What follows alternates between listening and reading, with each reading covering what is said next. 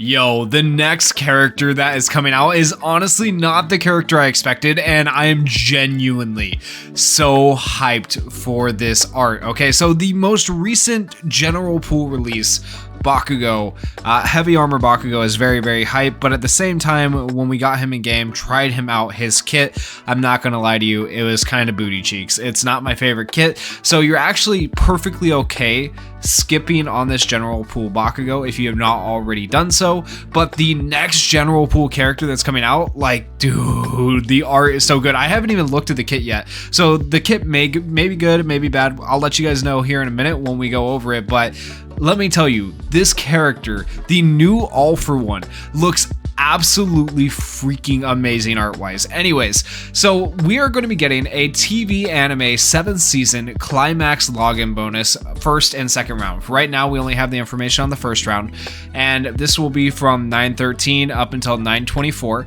You will be able to log in and get quite a few free hero gems. You'll get 2 free silver tickets and some free stamina. This is actually one of the better login bonuses we've gotten recently, because on other login bonuses, we get like these level up bars and the memory tonics, which just aren't that great, right? So I think this is a pretty good one.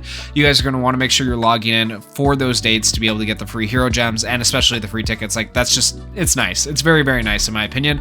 Additionally, during the month of September, we are going to have some rate up quests. The ones you definitely want to pay attention to are the main quest normal and main quest hard. When are those going to be? They're usually on weekends. There is a date here. So on the 14th through the 16th for both of these, we will have item drop rates up by 5, which is going to be a good chance to work on your character ability boards. On this upcoming weekend, we're going to have item drop rates up by only 2, so I don't recommend farming on ×2 drop rates, but save your stamina if you can up until the ×5 drop rates, because during those ×5 drop rates, you are going to be able to work on your character ability boards a lot more. Also, on the 21st through the 23rd, we're going to have main quest normal and hard ×5 again, so you will have another weekend if you miss this weekend here from the 14th to the 16th to farm out your character ability boards, so make sure you guys mark those down. Additionally, we'll have other rate up campaigns like VE Tower and level up quests and stuff like that, but those really aren't all that important to me. The most important, I think, to everybody should be the main quest when you're able to actually work on your characters. Now, additionally, we're going to be getting a new banner coming up. You'll see it come up in the game here shortly on the 13th. It is the TV anime 7th season climax hot picks recruit set 1. So we're probably going to get a couple of these. This is to celebrate the climax, I guess, of, you know, the 7th season of the anime, where you are able to pull for the featured characters being full 100% Deku and Star and Stripe, right? Now, Star and Stripe is okay. She's actually really good in the current climax battle, but outside of that climax battle, she's just okay. Full 100% Deku is a goated unit. Very, very good. Like, top tier unit. If you can get him, he is probably one of the best general pool units right now. So this actually isn't a terrible banner, because also pity is reduced on this banner to 200 points, which is amazing. So you definitely, if you don't have full 100% Deku, I highly recommend pulling for full 100% Deku as far as general pool units go. If you were going to pull on any general pool unit, even if it's between the new All For One and this Deku right here, if you can get this Deku, he is such a good character. He will carry you through so much content. Like, I highly recommend him, and pity's reduced, right? But keep in mind, there is a new All For One coming out. So if you want to pull for him, you can do that too. But without even reading All For One's kit, I can tell you, I think this Deku is going to be the one to pull for if you don't already have him. Now, if you already have him, you don't need to pull on this banner. Like, Star and Stripe is not worth pulling for. She's okay, but like, not worth pulling for. Yes, she's a hype character, but not worth pulling for. So just keep that in mind. The memories aren't super crazy. Like, the best thing on this banner by far in every single way is this full 100% Deku. And then, of course, you have the normal rate characters, so you have a chance to pull any of these characters as well. So just keep in mind, it's not like he's rated up, but it is lower pity to actually get him. So yeah, it's not terrible. It's actually one of the better banners they brought back. I would say it's just like only going to be useful to people who don't have full 100% Deku. Those are the people that want to pull on this banner, no one else, okay? So now with that said, that banner comes out on the 13th. Then on the 16th, we are going to be getting the Feast of Destruction and Unleashing of Evil Recruit, okay? I am so hyped for this. I am so hyped for this All For One. So we're going to be getting a new event memory, which is not featured here, obviously, because this is the banner. Then we're going to be getting a summonable SR memory, a summonable UR memory, and then the new All For One. So we're going to go in order, starting with the new event memory. The new event memory is called Be Courageous, featuring Aoyama, of course. And so what this is going to do, when equipped by a destruction type character, increases characters plus ultra move skill impact by 40%, and max HP by 20%, increases characters plus ultra gauge by 30% every 3 turns up to 2 times. It's an okay memory. I don't really know where you would use it. You might use it in like VE Tower, but I don't feel like we're gonna end up using it all that often. And then like look at what the art though with compress, like, oh, it's good. It's good art. Like the art team is always killing it, in my opinion. As far as a free-to-play SR memory goes, that art goes crazy. But the effect, I don't really know where you'd really use it, so just keep that in mind. It's not the best SR memory, but the art is really good. Now for the summonable SR memory, it's called March of Grief, featuring Toga and Twice, of course, or Toga as Twice, however you want to say that. If there are any League of Villains characters on the team, increases characters max HP by 30% and skill impact by 20%. If Twice is on the team, increases characters plus ultra gauge by 40% up to 1 time and gives character the ability to make a last stand 1 time, up to 1 time. As far as SR memories go, it's okay. It gives you a last stand, gives you some plus ultra gauge raise, right? Increases your HP, gives you some skill impact. Once again, I don't know that it's anything necessarily worth pulling for, but hey, there it is. SR memory and the art, once again, loving the art. I feel like this art almost deserves like a UR art, and it almost deserved like a UR effect because it was such like a, I feel like it was a big moment in the anime, but maybe I'm wrong, but I feel like it kind of deserved UR, but that's all right. Now for the UR memory, it is called Prison Guidance Activated. So when equipped by a mind or destruction type character, increases character's max HP by 35% and plus ultra move skill impact by 50%. That's an insane amount. When equipped by specifically All for One, increases character skill impact by 30% and gives character the ability to nullify 3 status elements up to 1 time. That's pretty good. When equipped by All Might, decreases skill impact of all opponents by 20% for 4 turns up to 1 time, and decreases speed of all opponents by 20% for 4 turns up to 1 time. I find that so interesting. That's very, very interesting. And then of course you have the art right here. I almost feel like this art, I like the Toga art better. I'm not gonna lie, I feel like the Toga art deserves to be the UR, but of course with the effect that they've gone for here with a memory specifically for All for One and All Might, it makes sense that they would have the art they have. And I think this is like the first memory in the game that actually specifically says this is for these characters. I don't think we've had this in the game before, so I do actually think this is the first one. Correct me if I'm wrong down in the comments, but I think this is the first one that does that, so that's kind of hype as well, to see that we are getting like maybe character specific memories. It'd be nice if you could organize them by that, but we will see how the game progresses from here on out. And then moving on to the new All for One. Like, look at the art, man. Okay, so like while him with the mask is cool, right? Like it's cool, but like look at this. Look at this. Dude, this art is sick. This art is so cool. I don't care what anyone says. I love this art right here. Like this right here is what makes me want to summon for All for One. Like he looks so good, guys. Anyways, let's see what he can do. I have not read this, so I'll be reacting to it right now with you guys. Plus ultra skill, Shock of Distortion. Deals 600% damage to a single opponent and steals 2 of their temporary buffs. Okay. Steals all temporary buffs of a single mind type opponent. Reduces character's cooldown time by 2. Guaranteed. That's crazy because that gives him 3 turn cooldowns. Oh my gosh, 3 turn cooldowns. This skill gains piercing shot if the opponent is a pro hero as well. Stealing all temporary buffs is crazy. It doesn't have to be a mind opponent, otherwise you just steal 2, but like you're taking their buffs away or essentially getting rid of them and giving them to yourself. That's what the new steal ability is. And that's honestly kind of crazy. That could be really, really good. So if they had like stacked damage, if they had anything, crit resist or any of those temporary buffs, you are now taking that away from them, making them weaker and giving that to yourself. That could be very, very good. We'll have to see how that plays out in game, but I could see that being very broken.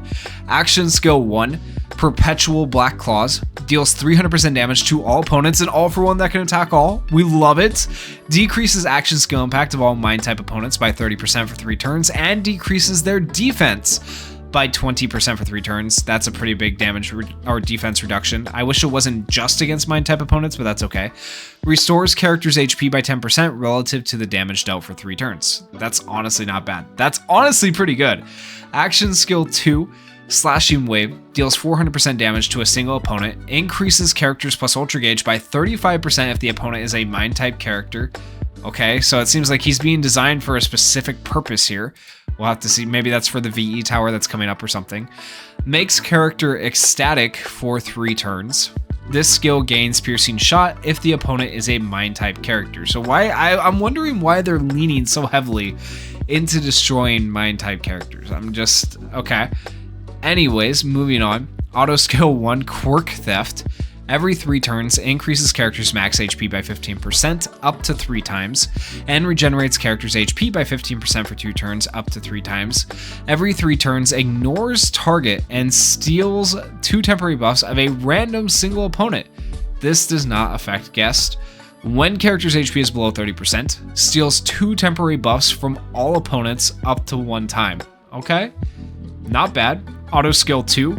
The Ultimate Evil decreases plus ultra move skill impact of all pro heroes by 25%. That's okay. Like, I feel like we don't run a lot of pro heroes in the game as of right now.